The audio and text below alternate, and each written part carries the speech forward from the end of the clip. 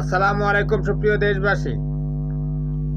রাজধানীর ধামরাই থেকে রহমতুল্লাহ নামক এক যুবককে শেখ হাসিনার পোষ্য সন্তানেরা যারা ছিল নাকি র্যাব লীগ, তারা বাংলাদেশ থেকে ধরে নিয়ে ভারতে দিয়ে দেয়। ভারতের সরকারি জেলে ছিল, বুঝতে পারছেন? শেখ হাসিনা আসলে বাংলাদেশের লোক ছিল না, সে ছিল ভারতের এজেন্ট, ভারতের খাস লোক। বাংলাদেশের মানুষকে সে এসেছে শাস্তি দেওয়ার জন্য। বাংলাদেশে তাদের জাতির পিতার যে সমস্ত সন্তান আছে, যে সমস্ত গোলাম চাপরাশি রয়েছে, তাদের শুধু সহযোগিতা নিত। সহযোগিতা নিয়ে তার প্রতিপক্ষকে ভারতে নিয়ে হত্যা করে দিত, কাউকে আটকিয়ে রাখত।